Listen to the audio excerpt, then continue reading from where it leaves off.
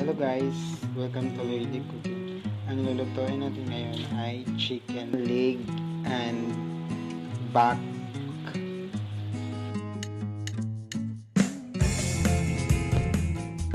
Ating ingredient po na gagamitin ay carrots, onion, patatas, and bell pepper, tomatoes, and spring onion curly flour. At last but not the least, the garlic. So tayo ng water. Pagkatapos nating i-peel ang carrots, lagay natin dito. At ito namang patatas.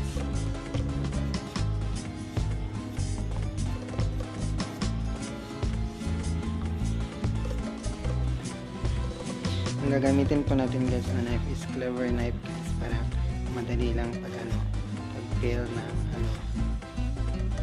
patatas. Ito guys, pagkatapos natin panitan, ilagay dito. At ito namang bombay. Natin pagganitan. Teknik ko guys, kaganyanin ko lang siya guys. Sa madali lang. Yan guys.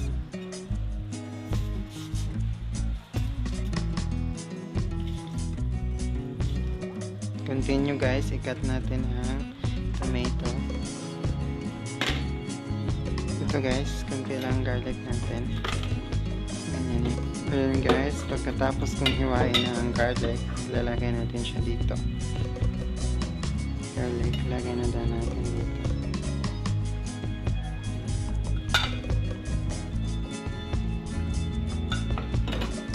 Kain na natin yung bell pepper. Paganyan lang siguro guys. Isusunod natin guys ang tomato. I-cut natin siya. Isusunod natin ang spring onion curly flour. I-cut natin siya guys, then twice.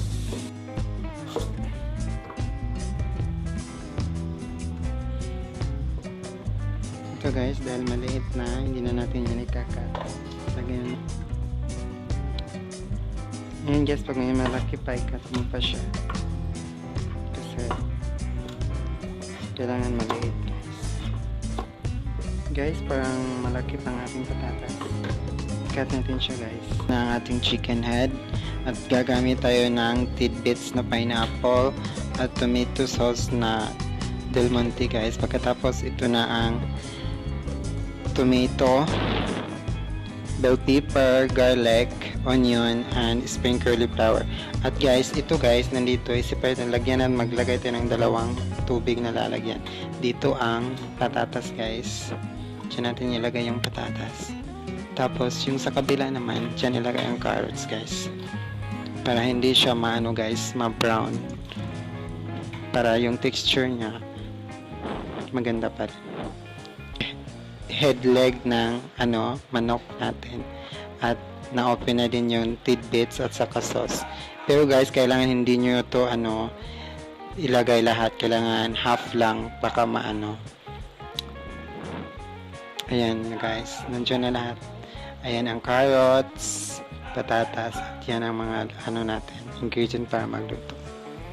Ayan guys. Ayan guys, na brown na yung natin, garlic. Sunod natin ang tomato. Chicken leg natin. Ayan, lagay natin yung chicken, ihalo lahat. At takpan natin. Ayan guys, after 5 minutes, bisitahin natin ang niluto natin. Kailangan nating ihalo.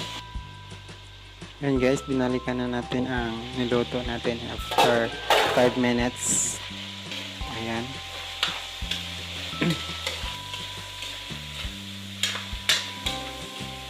Ayan. Pag nahalo na, ilagay na yun natin ang